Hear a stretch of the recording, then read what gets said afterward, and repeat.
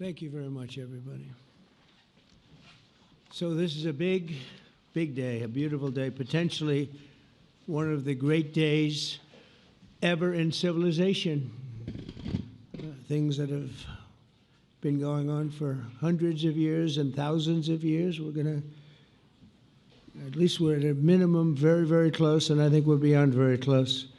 And I want to thank Bibi for really getting in there and doing a job. We've worked well together, as we have with many other countries, both of us, with many other countries, which is the only way this whole situation gets solved. And I'm not just talking about Gaza. Gaza is one thing, but we're talking about much beyond Gaza. The whole deal, everything getting solved. It's called peace in the Middle East. So today is a historic day for peace, and Prime Minister Netanyahu and I have just concluded an important meeting on many vital issues, including Iran, trade, the expansion of the Abraham Accords, and most importantly, we discussed how to end the war in Gaza, but it's just a part of the bigger picture, which is peace in the Middle East, and let's call it eternal peace in the Middle East. So this is far more than anybody expected, but the level of support that I've had from the nations in the Middle East and surrounding Israel and neighbors of Israel has been incredible, incredible. Every single one of them. This afternoon, after extensive consultation with our friends and partners throughout the region, I'm formally releasing our principles for peace, which people have really liked, I must say. And these are done, not just routinely done, these are done with total consideration and working with the nations that we're talking about. All of these nations have made contributions to those suggestions. I want to thank the leaders of many Arab and Muslim nations for their tremendous support in developing the proposal, along with many of our allies in Europe. Europe has been very much involved, and as I was called by many of the European leaders, most of them saying, is this true? Are you really doing peace in the Middle East? This is the most incredible thing we've heard. Some think it's the biggest thing they've ever heard. They called just to find out, was it just a rumor or is it actually done? And then they said, have you spoken to the Arab leaders? Have you spoken to all of the other leaders that we have to get? A lot of people involved in this one. I also want to thank Prime Minister Netanyahu for agreeing to the plan and for trusting that if we work together, we can bring an end to the death and destruction that we've seen for so many years, decades, even centuries, and begin a new chapter of security, peace, and prosperity for the entire region.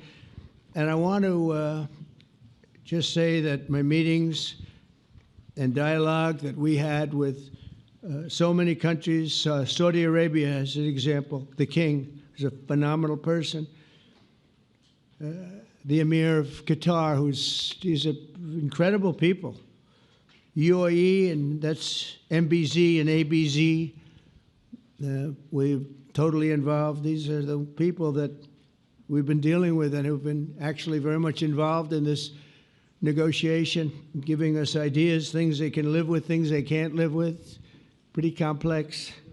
I mean, after 2,000, 3,000 years, whatever it is, I guess it's got to be a little complex, or it would have been done a long time ago. The King of Jordan was with us, as you know, in the United Nations. The President of Turkey, President Erdogan, is a friend of mine, a strong man, but a good man. President of Indonesia, somebody who's an amazing leader, Prabowo. He is an amazing leader and respected by everybody. He was in the room with us. We were together with most of these people that I'm mentioning. Others were by phone or the next day. The Prime Minister and the Field Marshal of Pakistan, they were with us right from the beginning. Incredible. In fact, they just put out a statement that they fully believe in this pact. It just came out just as I was walking around. They said, sir, you have a big notice from the Prime Minister of Pakistan and from the Field Marshal that they back this 100%. President El-Sisi of Egypt, who's terrific. And these are people I've gotten to know over the years. I mean, I would say it started around 2015 and then went into 2016 when the presidency officially began. But I've known him actually for a long time, and there are many cases really great men. I can't say in all cases, but I will tell you in many cases they're great men and some great women too. They tend to be mostly men, however, I will say that. But if accepted by Hamas, this proposal calls for the release of all remaining hostages immediately, but in no case more than 72 hours. So the hostages are coming back, and I hate even saying this from the standpoint, doesn't sound right, but it is so important to the parents. The bodies of the young men, I believe in almost all cases, the young men are coming back immediately. I met with parents. The parents felt as strongly about getting the body of their dead boy back as they did as though the boy were alive and well. It's so important to them. And it means the immediate end to the war itself, not just Gaza. It's the war itself. Under the plan, Arab and Muslim countries have committed, and in writing in many cases, but I actually would take their word for it, the people I mentioned, I'd take their word for it, to demilitarize Gaza, and that's quickly. Decommission the military capabilities of Hamas and all other terror organizations. Do that immediately.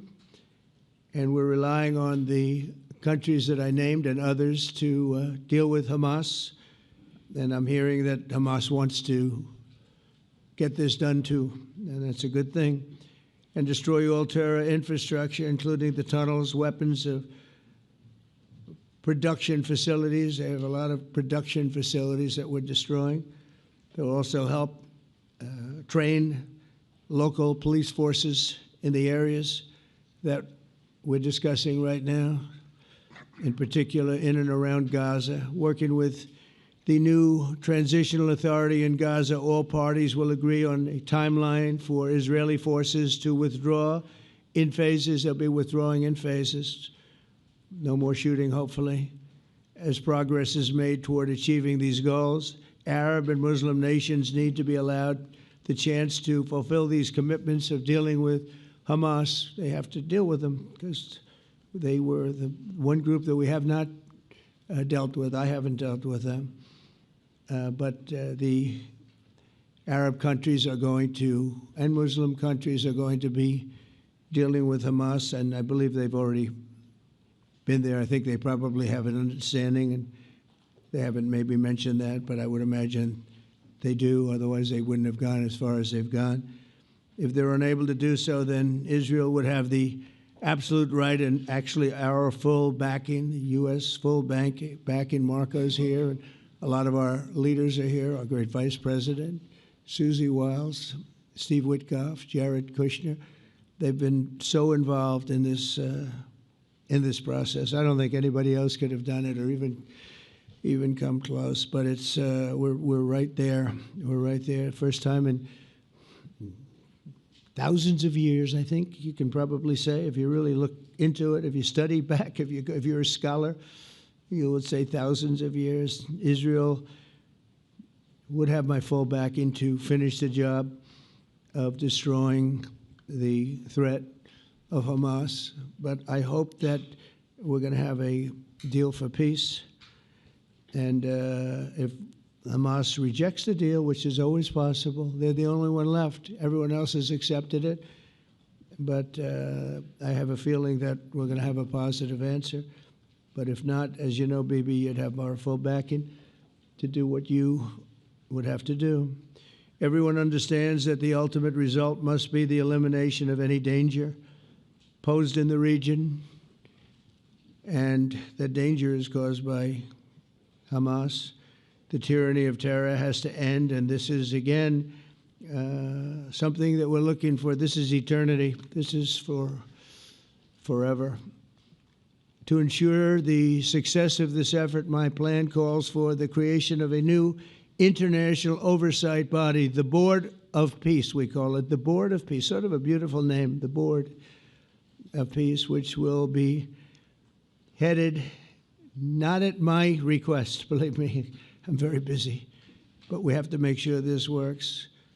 The leaders of the Arab world and Israel and everybody involved asked me to do this, so it would be headed by a gentleman known as President Donald J. Trump of the United States. That's what I want, is some extra work to do, but it's so important that I'm willing to do it, and we'll do it right, and we're going to put leaders from other countries on, and leaders that are very distinguished leaders, and we'll have a board, and one of the people that wants to be on the board is the UK former Prime Minister, Tony Blair, good man, very good man, and some others, and they'll be named over the next few days, and it'll be quite the board.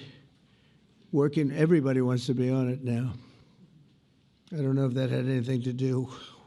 They named me and everybody else wanted to be on it. I guess they figure, well, he's a soft touch. He'll be easy to deal with. Working with the World Bank and others, it will be responsible for recruiting and training a new government that will be made up of Palestinians along with highly qualified experts from all around the world.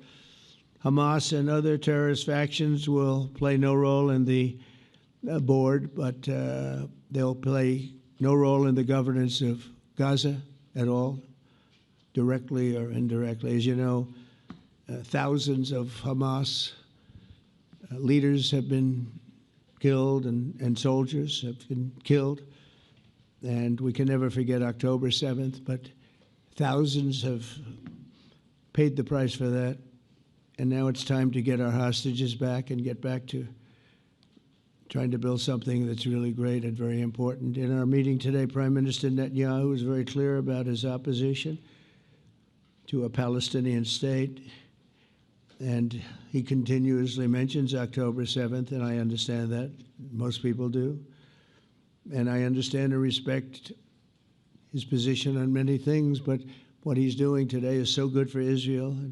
I notice that they have large crowds gathering in Israel all the time, and they have my name up. They like me for whatever reason, maybe I don't know, but they do like me. But they say two things: please get the hostages back, and please end the war. They've had it. It's had it. So I think it's a very popular thing you do, because he's a warrior. He doesn't know about getting back to a normal way of life, but he is a warrior, and Israel's lucky to have him.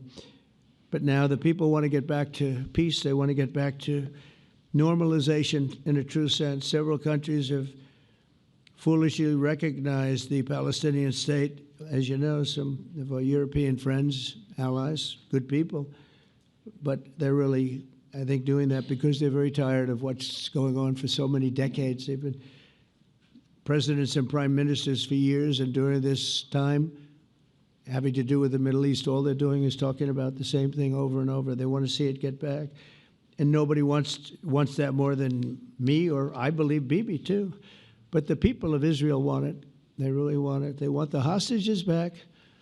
That includes the probably 32 bodies that we're talking about, 20 people that are living, 32 or so people that are dead, and they want to have peace. So let us not forget how we got here. Hamas was elected by the Palestinian people.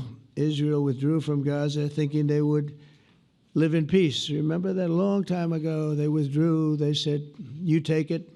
This is our contribution to peace. But that didn't work out. That didn't work out. It was the opposite of peace. They pulled away. They let them have it. And I never forgot that, because I said, that doesn't sound like a good deal to me. As a real estate person, I mean, they gave up the ocean, right? Ron, they gave up the ocean. They said, who would do this deal? And it still didn't work out. They were very generous, actually. And they gave up the most magnificent piece of land in many ways in the Middle East. And they said, all we want to do now is have peace. And that request was not honored.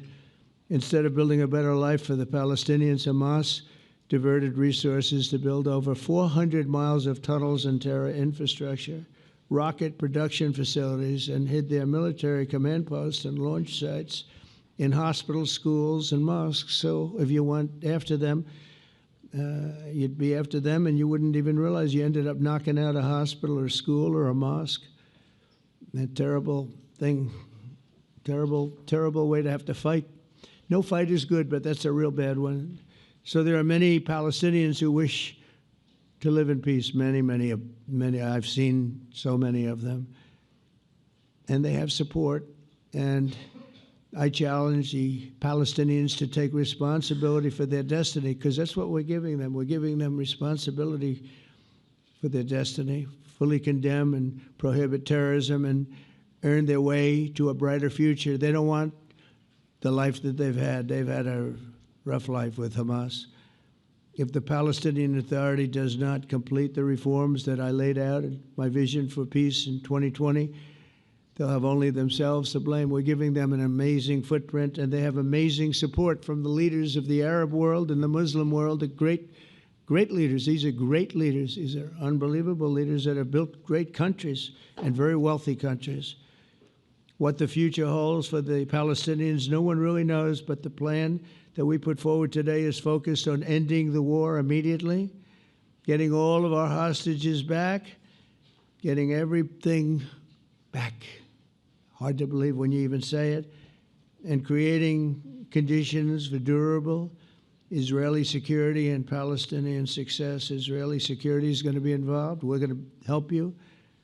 We'll be there with you in terms of helping with security. We want to make sure it works. We just want to make sure it works. There shouldn't be a shot fired. Now, there will be, I guess, because that's the way it seems to be, but there shouldn't have to be within a few days. There shouldn't have to be a shot fired.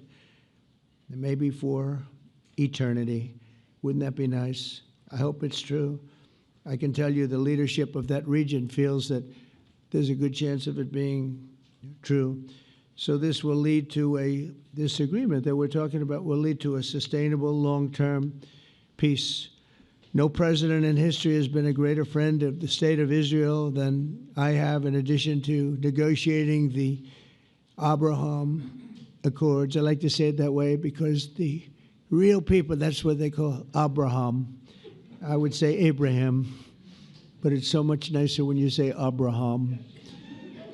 So much more elegant. But the Abraham Accords are amazing. Jared, you did that along with your group of geniuses, and nobody thought that could be done. We have 4 countries, and Sleepy Joe Biden didn't do a thing. He didn't even know what the hell they were. He should have had them filled up. But I think this will also lead to packing them. And who knows, maybe even Iran can get in there. I hope, we hope we're going to be able to get along with Iran. I think they're going to be open to it. I really believe that. But they could be a member. I long ago said, I'll bet you at some point Iran will be a member of the Accords. And little did I realize it was going to take this turn. That was some turn we did with the B-2s. But I think they might very well be there because it's a great thing for them economically. I recognize the eternal capital of Israel. I opened the American embassy in Jerusalem. That was something that everyone said would never be done, could never be done. Virtually every president for many, many years, for decades, would campaign on making Jerusalem the capital of Israel. They campaigned on it over and over. Is that right, Steve? Is that right? Everyone, and when they got to it, and I understand why now, because it was so, when I got to office, I campaigned on it too. I said, we're going to make it, and then I'd get calls from the leaders of various countries saying, please don't do it, please don't do it. It'll end the whole world, please don't do it. And finally, I just didn't say anything, and I did it. People were calling me before I did it because I heard I was going to do it, and leaders of countries were calling me, and I think it was on a Thursday that I did it, and they'd call me Monday, Tuesday, Wednesday, 3-4 times a day, and I said, tell them I'll call them back on Friday. And I announced it on Thursday, and I called them back, the biggest people in the world, and they said, you've done it. I said, done what? You've made the capital of Israel, Jerusalem, and we wanted to talk yet. I wish you called me a little sooner. Maybe I could have done something about So that was a lot easier than getting into an argument, because I knew what they were calling about. And you know what? It turned out to be amazing. Everybody thought it was going to lead to the end of the world, right? The end of the world, Ron, that's what they said. It didn't lead to anything. It just led to something that I promised, and something that was very, very popular for Jewish people and a lot of other people, too. I recognize Israeli sovereignty over the Golan Heights, and I cut taxpayer funding to the corrupt United Nations Relief and Works Agency. And United Nations was interesting because, as you know, a few days ago they introduced me. Ladies and gentlemen, the President of the United States. I'm looking at my teleprompter, and the thing was dead, stone cold, dead. The thing's up here. I have a long, beautiful speech to make. I'm back 30 feet back, and I'm saying, they're introducing me. There's nothing on my teleprompter. So, but I made a speech. I actually got good marks. You think Biden could have done that? I don't think so. I don't think he could have done that. I don't think too many people could have done it. But actually, it was actually more of a speech from my heart, if you want to know the truth. I think it was maybe better in certain ways because it was from the heart.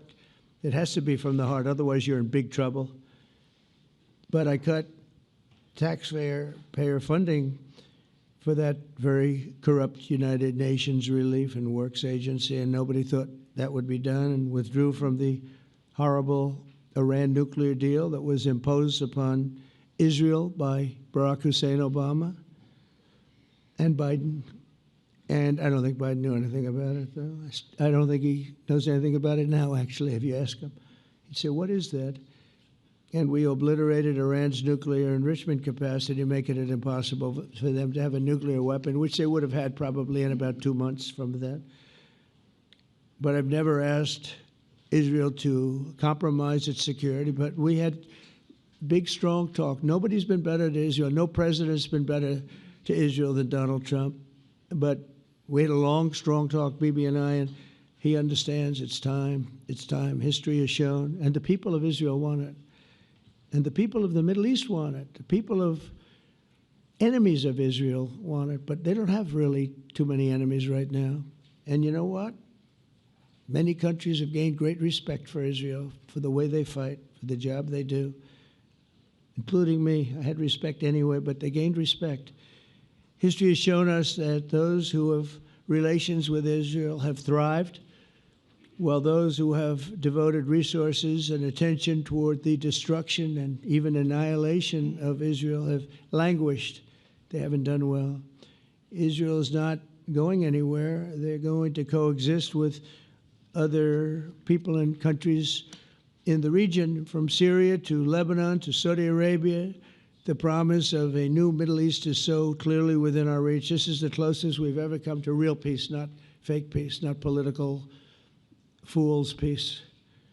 If we can get this difficult problem solved, the opportunities for all within that vast region of this world, it's a vast region, it's unlimited.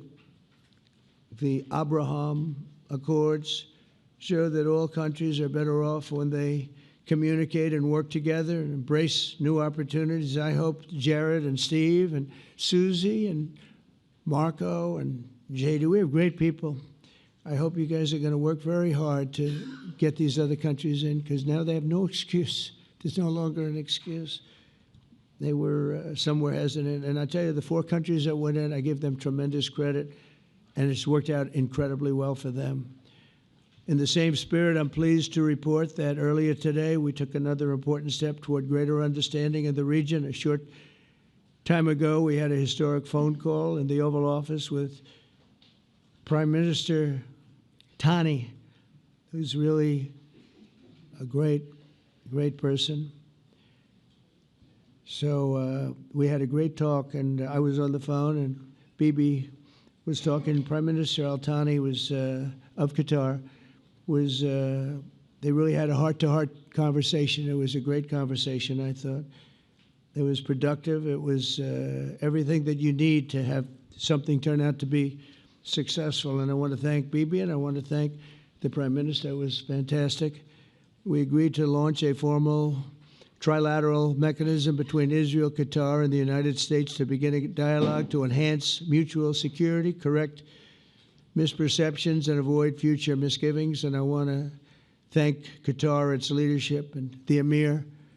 He's a fantastic person. I think, I'm going to be his public relations man because I know him differently than a lot of people know him. But he wants peace. He wants to see peace. And his people, and they really acknowledge the critical role that they've played as mediator. And again, we're not quite finished. We have to get Hamas, but I think they're going to be able to do that. So now it's time for Hamas to accept the terms of the plan that we've put forward today. And again, this is a different Hamas than we were dealing with because I guess over 20,000 have been killed. Their leadership has been killed 3 times over. So you're really dealing with different people than we've been dealing with over the last 4 years, 5 years. Everyone has done their part and come to the table in good faith. Our Arab and Muslim partners are fully prepared to step up and fulfill their commitments for the benefit of the people of Gaza and the entire region. They're willing to step up and do a lot. They really are. There are a lot of good people involved.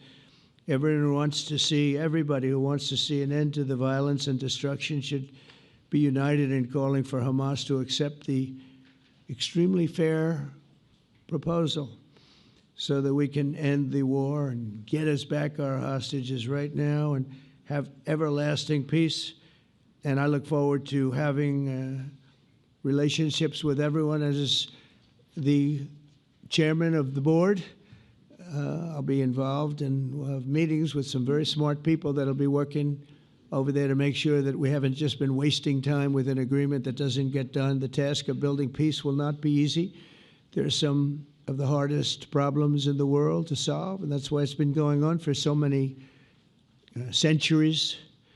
But too many lives are at stake not to try, and this was more than a try. I mean, I think this is something that gets done when you have virtually every country, and these are powerful, powerful countries that have a lot of money, and the money can make things happen.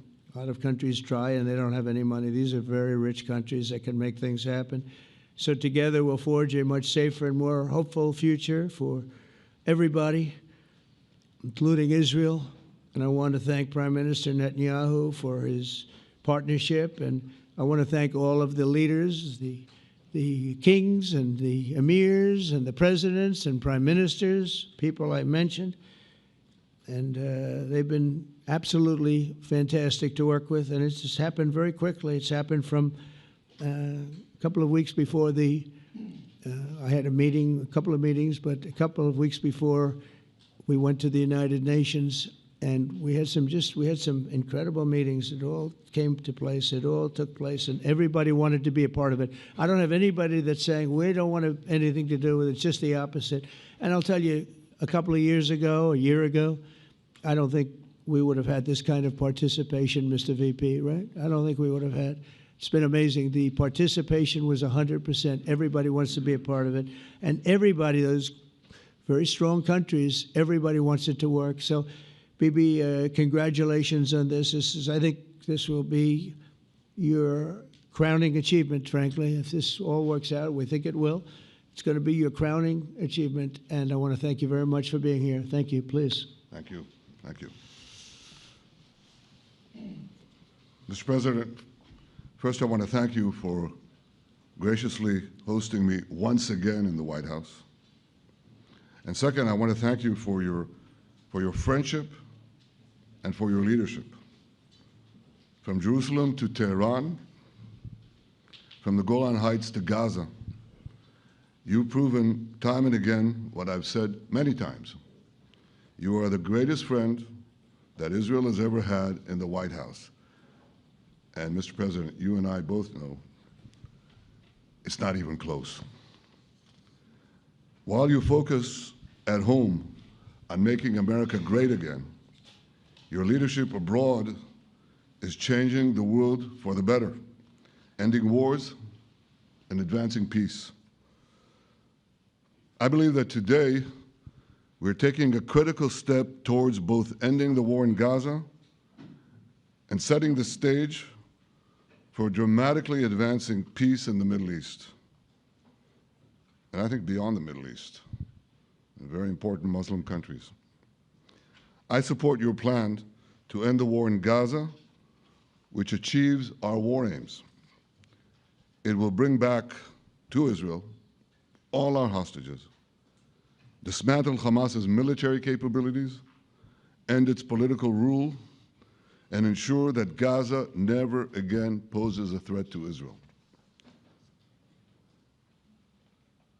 We would not have achieved this turning point without the courage and sacrifice of our incredibly brave soldiers. They fight like lions to defend the people of Israel, and they serve on the front line in the war between civilization and barbarism. Mr. President, when our two countries stand shoulder to shoulder, we achieve the impossible. Just a few months ago, in Operation Rising Lion and Operation Midnight Hammer, we struck a decisive blow against Iran's nuclear and ballistic missile program. Your bold decision to send those B-2s made the region safer and the world safer. Now, under your leadership, we're taking the next step to win the war and expand the peace. Your plan is consistent with the 5 principles my government set for the end of the war and the day after Hamas. Everybody asks, what is your plan for the day after Hamas? Here's our plan. Passed it in the cabinet. All our hostages, both those who are alive and those who died, all of them will return home immediately. Hamas will be disarmed. Gaza will be demilitarized. Israel will retain security responsibility, including a security perimeter for the foreseeable future. And lastly, Gaza will have a peaceful civilian administration that is run neither by Hamas nor by the Palestinian Authority. If Hamas agrees to your plan, Mr. President, the first step will be a modest withdrawal, followed by the release of all our hostages within 72 hours. The next step will be the establishment of an international body charged with fully disarming Hamas and demilitarizing Gaza. I appreciate your willingness to lead the body, Mr. President. I really appreciate it because you have a lot of things to do, and this is important. And it reflects the confidence that this will give everyone, that things will be followed up on all the commitments made. The fact that you're taking this on, I think, helps a lot to make sure that everything flows in the direction that we want. Now, if this international body succeeds, we will have permanently ended the war. Israel will conduct further withdrawals linked to the extent of disarmament and demilitarization, but will remain in the security perimeter for the foreseeable future. I think we should understand that we're giving everybody a chance to have this done peacefully, something that will achieve all our war objectives without any further bloodshed. But if Hamas rejects your plan, Mr. President, or if they supposedly accept it and then basically do everything to counter it, then Israel will finish the job by itself. This can be done the easy way, or it can be done the hard way, but it will be done. We prefer the easy way, but it has to be done. All these goals must be achieved because we didn't fight this horrible fight, sacrifice the finest of our young men to have Hamas stay in Gaza and threaten us again and again and again with these horrific massacres. Mr. President, I was encouraged by your clear statement at the UN against the recognition of a Palestinian state. That would be an outcome that, after October 7th, would reward terrorism, undermine security, and endanger Israel's very existence. As for the Palestinian Authority, I appreciate your firm position that the PA could have no role whatsoever in Gaza without undergoing a radical and genuine transformation. In your 2020 peace plan, which you mentioned just now, you made clear what that transformation requires.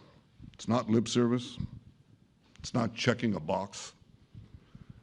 It's a fundamental, genuine, and enduring transformation.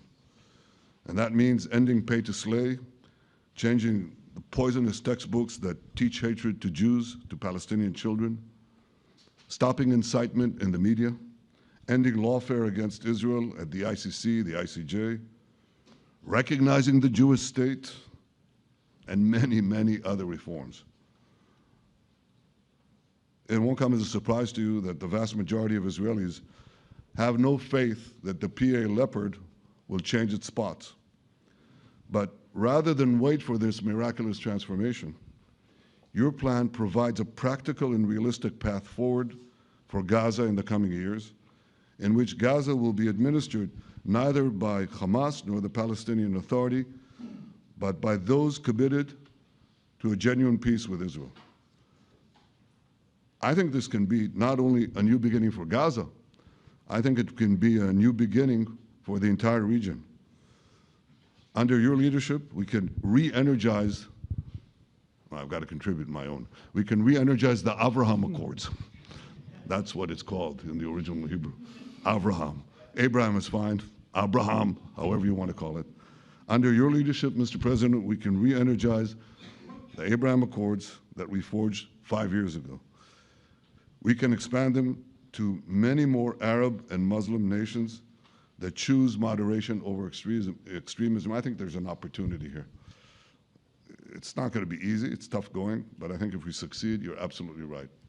We're going to open possibilities that nobody even dreamed of.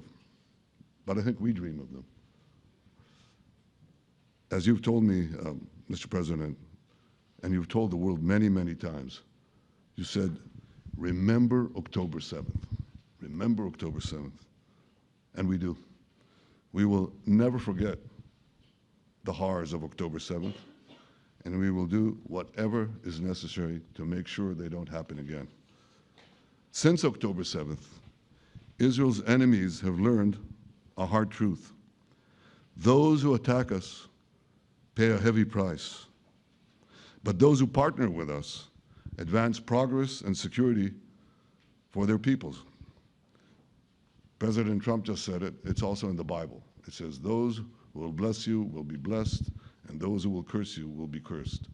And that's actually what is happening. We want the blessings.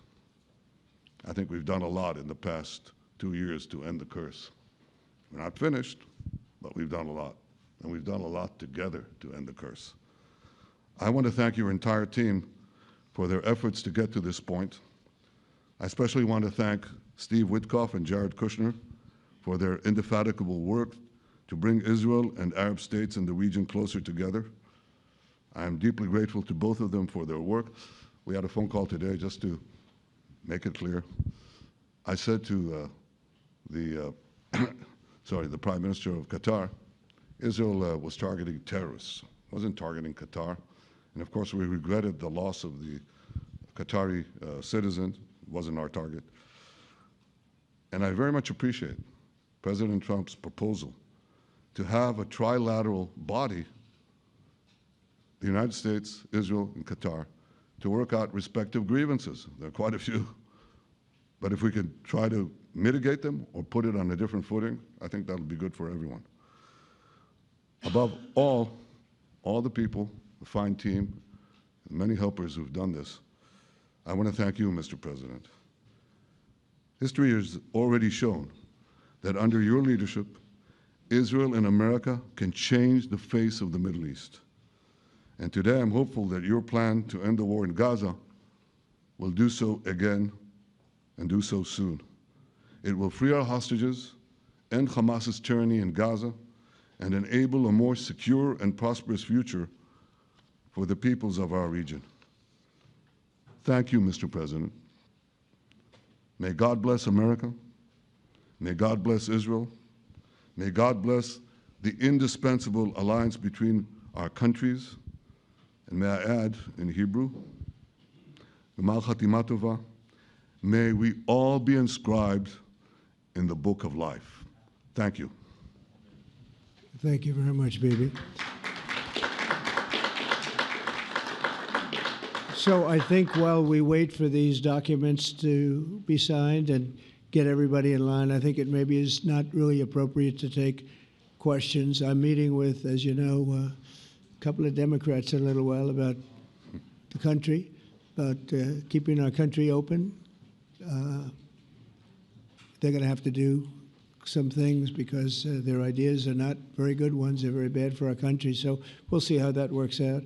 But this is something that was really historic today. This was something that was amazing. I think, Bibi, I mean, depending on you, I think while we're waiting for signatures and waiting for approvals from a lot of different countries that are involved in this, we probably shouldn't take questions? Or would you like to take a question or two from perhaps a friendly Israeli reporter, if there's such a thing?